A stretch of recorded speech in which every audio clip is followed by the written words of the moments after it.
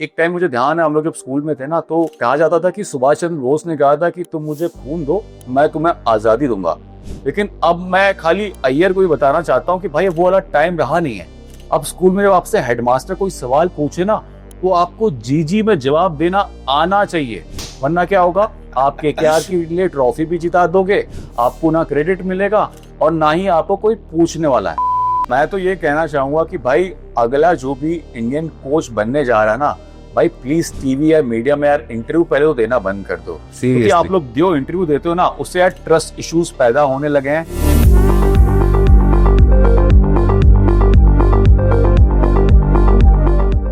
Hello and welcome to world cup cricket. दोस्तों, Asia cup 2025 के लिए इंडिया का स्क्वाड अनाउंस हो चुका है और उसके बाद मैंने और अमित ने सोचा कि भाई जितने सवाल सोशल मीडिया पर पूछे जा रहे फैंस के, क्यों ना उनको सवालों को लेकर हम थोड़ी चर्चा ही कर लेते हैं।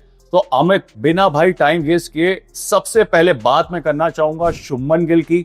बहुत बातें हो रही थी कि भाई T20 स्क्वाड में उनकी जगह नहीं बनती है, लेकिन बीसीसीआई ने ऐसा पत्ता फेंका कि भाई एंट्री भी हो गई और वाइस कैप्टन भी बन गए। बस शुक्र वाली बस बात यह है कि अक्षर पटेल जो पहले वाइस कैप्टन थे, क्योंकि हमने हमेशा देखा था कि वाइस कैप्टन जो भी बनता था नया इंडिया के T20 स्क्वाड में या टीम में, भाई वो अगले एक सीरीज से ड्रॉप हो ही जाता था। लेकिन शुभमन गिल की बात करनी पड़ेगी भाई, ये मतलब कोई नॉर्मल प्लान नहीं है। आई थिंक बीसीसीआई ने यहाँ पर बहुत कुछ सोच रखा है। आपके हिसाब से शुभमन गिल का टीम में आना और वाइस कैप्टन बनना ये भी कंफर्म करता है कि भाई वो प्लेइंग 11 का भी हिस्सा होने वाले हैं? हाँ, देखो, वाइस कैप्टन है तो प्लेइंग 11 में तो होंगे ही। सो अब बस the only thing to see is कि क्या वो ओपन करेंगे या वो नंबर 3 पर खेलेंगे, क्योंकि ओपनिंग में जितना हमने देखा है पिछले एक साल में, अभिषेक शर्मा, संजू सैमसन, ये दोनों बैठ गया था। और जो नीड है 2025 वाले क्रिकेट की, वेयर आप शुरुआत से ही एकदम फायर करे, वो ये दोनों कर रहे थे। ऑफ कोर्स संजू सैमसन की थोड़े इश्यूज रहते हैं कंसिस्टेंसी की, ईदर ही स्कोर्स 100 और he doesn't score anything, but Abhishek Sharma has been doing quite well. Shubman Gill coming in, ये तो तय है कि BCCI is now looking at him as the man for all formats, as possibly the captain for all formats, क्योंकि इसके बाद कुछ ही महीनों में T20 वर्ल्ड कप हो जाएगा, and based on how that goes, then we'll see whether Surya is able to retain his captaincy or not. But yes, this is a clear indication. I mean, at this point, like it's जैसे शायद 2014 में रवि शास्त्री ने जो भरोसा दिखाया था विराट कोहली पे कि भाई he is our man for the next few years, I think वैसे ही हमें दिख रहा है BCCI से on Shubman Gill. And I think the season that he had with Gujarat 650 run किए, टीम को प्लेऑफ्स तक ले गए, that also sort of gave the selectors confidence कि हाँ, I mean, he might not be scoring at a strike rate of 150, but जो consistency देते हैं 135-140 के बीच में, I think that is the way to go. And of course, the other aspect of him being an all format captain very soon is also there मेरे हिसाब से। बिल्कुल अमित, मुझे भी लगता है कि जो बीसीसीआई और सिलेक्टर्स थे, शुभमन गिल के लिए बात ये हो रही थी कि भाई आईपीएल में उन्होंने 600 से ऊपर रन मारे, बट ऐसे और भी प्लेयर्स थे जिन्होंने उनके बराबर रन मारे, उनसे ज्यादा भी मारे, उनको तवज्जो नहीं मिली है। बट शुभमन गिल का टीम में आना और वाइस कैप्टन बनना, आई थिंक ये क्लियर इंडिकेशन है कि बीसीसीआई और सिलेक्टर्स 2026 का जो वर्ल्ड कप है उसके बाद के बारे में सोच रहे हैं। मेरे ख्याल से सूर्य कुमार यादव के बाद की बात हो रही है यहाँ पर, जिसके बारे में बीसीसीआई ने एक प्लान बनाने की कोशिश की है, यहाँ पर एक इंडिकेशन देने की कोशिश की है कि Shubman Gill can be all format captain. But मैं आपको एक बड़ी फनी बात बताता हूँ कि कहा जा रहा था कि मुंबई में जब मीटिंग होने वाली थी तो उसके पहले बहुत बारिश हो रही थी। कहा जा रहा था कि जो सूर्य कुमार यादव थे वो मीटिंग के भाई आधे घंटे पहले पहुंच गए। तो मैं खाली सूर्य कुमार यादव से ये कहना चाहता हूँ कि भाई यहाँ पर जो बीसीसीआई और सिलेक्टर सोच रहे हैं ना, वो आपके भी बात का सोच रहे हैं, तो भाई मीटिंग पे टाइम पे पहुंच जाओ, आधे घंटे पहले पहुंचने का कोई फायदा नहीं है। ठीक है, शुभमन गिल की हमने बात कर ली। ना दूसरा टॉपिक जो ऑफ सीजन बहुत ज्यादा ट्रेंड हो रहा है, संजू सैमसन की चर्चा ना हो भाई ये हो नहीं सकता। सारे फैंस पूछ रहे हैं कि भाई संजू सैमसन के साथ होने क्या वाला है, क्योंकि स्क्वाड में तो है, लेकिन शुभमन गिल की एंट्री से अब ये सवाल उठ रहा है कि वो कौन सी पोजीशन पर बैटिंग करने वाले हैं। क्या आपके हिसाब से संजू सैमसन प्लेइंग 11 का हिस्सा होंगे? अगर होंगे तो वो कौन से पोजीशन पर बैटिंग करते नजर आएंगे? देखो, संजू सैमसन न्यूज में बने रहते हैं, वो 6-7 साल से ऐसा रहते ही है that he makes news by not being part of the team, and जब वो टीम में रहते हैं तब वो सेंचुरीज बना लेते हैं, so he makes news that way also. But yes, see there are, वही मैं बोल रहा हूँ, there are two ways to go about it. एक ये हो सकता है कि they continue with Abhishek and Sanju at the top. Shubman plays the role जो कि विराट कोहली खेलते थे probably in the in T20 Is, थोड़ा एक स्टेबलाइजर का role. But again anchor I don't know इतना कितना जरूरी रहेगा आजकल के टाइम पर, लेकिन Shubman can play that role. But I would still think that चूंकि अगर आप गुजरात का लाइनअप देखे, वहां पर जॉस बटलर को शुभमन ने नंबर 3 भेजा instead of him going at number 3. He decided to open with Sai Sudarshan. Josh Butler came in at number 3, which shows that he definitely wants to open, at least in T20 eyes. So, जिस तरह से vice captaincy भी उनको platter पे दे दी गई है, I am thinking that opening भी दे दी जाएगी. Now that means Sanju Samson doesn't fit into the top 3-4 because उसके बाद आपके सूर्य कुमार यादव आते हैं, तिलक वर्मा आते हैं, हार्दिक पांड्या आते हैं, and now he is suddenly fighting with Jitesh Sharma as the finisher. भाई फिर रिंकू सिंह है, फिर शिवम दुबे आपने रखा हुआ है, फिर जितेश शर्मा है. या तो एंड में जाके आप अगर देखेंगे, like is Sanju Samson a batter at for number 7 और नंबर 6? नो. फिर वहां पर जितेश शर्मा उनसे आगे निकल जाते. So suddenly it's a case of he has fallen behind Shubman Gill in the opening race, he has fallen behind Jitesh Sharma in the wicket keeping race. So again, this has been the story of Sanju Samson all these years. किसी ना किसी कारण he would never make it to, like he has never played the number of matches that he deserved to. And मुझे honestly थोड़ा खटका जिस तरह से अजीत अगरकर ने बात करी कि संजू सैमसन का जो उनको एक्सटेंडेड रन मिला at the top of the order, it was because Gill wasn't there and that is why. So honestly sounded a little disrespectful to a cricketer जिसने पिछले 12 महीने में शायद 3-4 सेंचुरीज बनाई है. एंड या is been quite good with the bat, and wicket keeping though has been brilliant as well. So yeah, Sanju Samson, I think again it's one of those things that keeps happening to him. My only fear is that it might be the last time that it happens to him, because इसके बाद बहुत मुश्किल हो जाता है to make it back to the 11th. So मैं अमित आप ही की बात का एक रेफरेंस देना चाहता हूँ. मैंने अजीत अगरकर का वो जो प्रेस कॉन्फ्रेंस थी उसको बड़ा अच्छे से सुना था, और उन्होंने बड़े साफ अपनी इस बात का जिक्र भी किया. उन्होंने बड़े साफ शब्दों में कहा था कि भाई संजू सैमसन ओपन इसलिए कर रहे थे क्योंकि शुभमन गिल और जायसवाल अवेलेबल नहीं थे. और आप हैरानी वाली बात ये देखो कि भाई चलो ठीक है नहीं थे अवेलेबल, बट अब जब जायसवाल अवेलेबल भी हैं तो भाई वो रिजर्व में चले गए. मतलब ऐसा लगता है कि राजस्थान रिजर्व दी रॉयल्स वाली कोई मुहिम चल रही है यार. तो भाई मेरे हिसाब से तो संजू सैमसन की प्लेइंग 11 में यार जगह ही नहीं बनती दिख रही मुझे. तो नहीं, मुझे भी नहीं लग रहा है. मर्जी कर लो, इतने सारे प्लेयर्स हैं, क्योंकि शुभमन गिल भाई ओपन करने ही वाला है. आप अगर तिलक वर्मा को भी नीचे करते हो तो फिर भाई कौन आएगा? मेरे को नहीं लगता कि तिलक वर्मा को वो 3 पे भेजेंगे. I think captain Surya Kumar Yadav 4 पे आएंगे.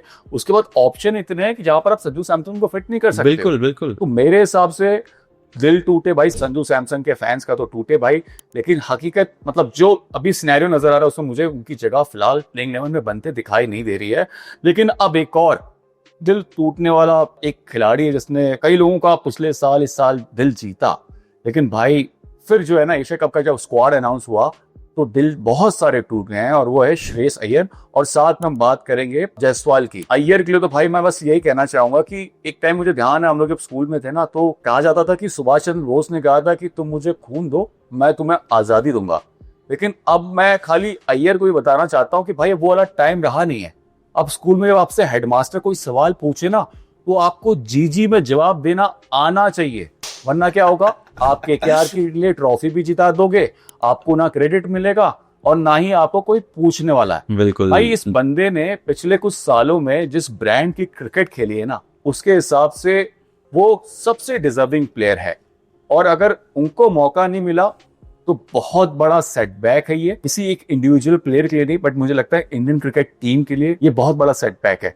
आप क्या कहोगे? जी बिल्कुल यार, the kind of performance that he gave this year with the bat. देखिए पिछले साल लोगों ने और मैं भी खुद यही बोल रहा था कि while Iyer won KKR the trophy, his bat did not do the talking. This year he has done that. देखिए किस तरह के नॉक्स खेले उसने आईपीएल में.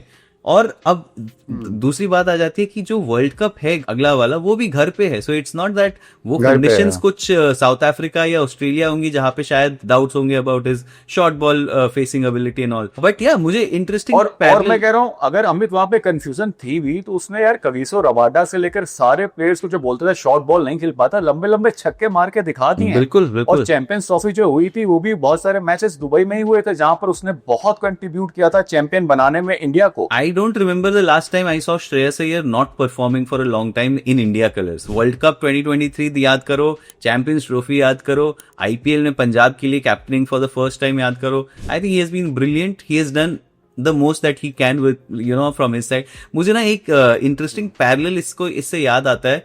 दिस इज अगेन 10 साल पहले यही था. Somehow Gautam Gambhir was the best captain in the IPL. 2012-2014 में ट्रॉफी जीती थी. 2016 तक उनका edge like you know he was taking KKR to the playoffs and all, but he was not able to find no attention from the selectors. So it's quite strange how it is now happening under his regime. And of course, like Gautam गंभीर के थोड़े वो statements भी आते हैं जो पुराने वाले मीडिया से, where he for pretty much every player that he has not picked in the recent days he has said कि अरे this cricketer deserves to be in the 11. अगर मैं 11 में नाऊंगा तो इसको जरूर रखूंगा, वो चाहे जायसवाल हो, वो चाहे श्रेयस अय्यर हो.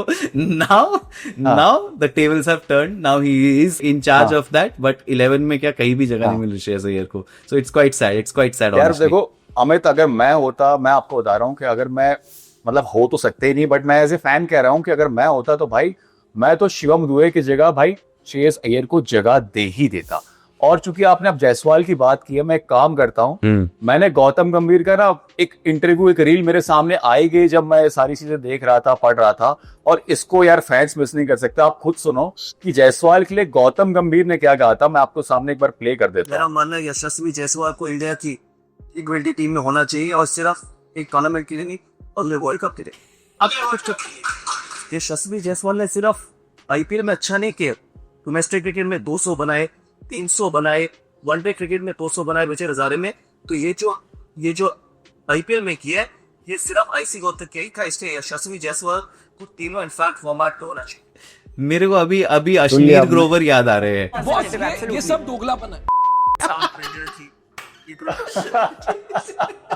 नहीं, मैं तो ये कहना चाहूंगा कि भाई अगला जो भी इंडियन कोच बनने जा रहा है ना, भाई प्लीज टीवी या मीडिया में यार इंटरव्यू पहले तो देना बंद कर दो. क्योंकि आप लोग जो इंटरव्यू देते हो ना, उससे यार ट्रस्ट इश्यूज पैदा होने लगे हैं.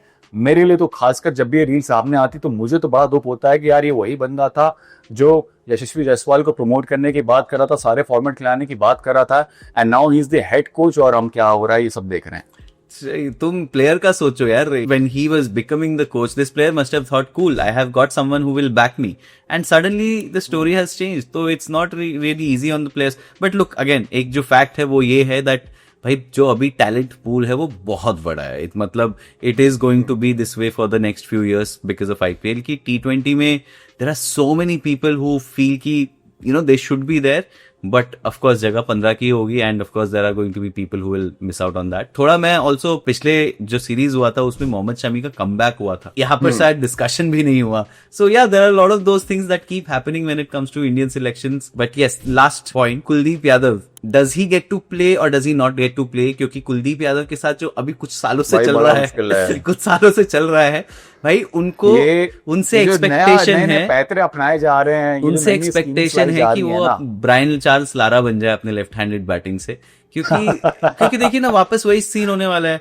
आपका जो टेल है वहां पे अर्शदीप सिंह है, वहां पे जसप्रीत बुमराह है, और वहां पे वरुण चक्रवर्ती है. तीनों को बैटिंग नहीं आती है. उनसे थोड़ी बेहतर आती है कुलदीप यादव को, बट बिकॉज उनको नहीं आती है बाकियों को, तो it's quite likely the management would say कि नहीं मुझे अक्षर पटेल दो, नहीं मुझे वॉशिंगटन सुंदर दो.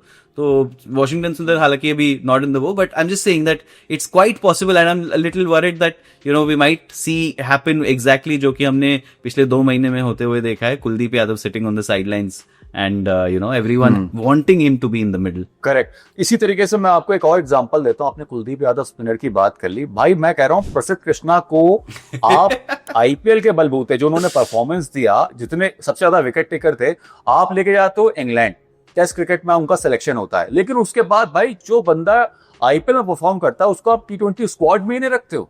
मतलब उसी से आपने मिस कर दिया। और हर्षित राणा स्क्वाड में पहुंच जाते हैं। आपने रिजर्व प्लेयर में डाल दिया, मतलब भाई कर क्या रहे हो यार। अरे हर्षित राणा इज द जो धूम 2 का ऋतिक रोशन है ना, कहीं से एकदम पैराशूट लेकर एकदम ट्रेन पर टपक जाता है। That's that guy, he somehow knows how to get into the team and या this is surprising. I mean ठीक है, पिछला उनका आईपीएल अच्छा बीता था, इस साल इतना अच्छा आईपीएल बीता भी नहीं है, but how does he keep continuing to find और प्लेस इन इंग्लैंड द के खिलाफ स्क्वाड। भी जो लास्ट सीरीज हुई थी, आई थिंक अमित उसमें भी वो एक मैच में आ गए थे और बड़ा बवाल करा था, हम सबको मालूम है।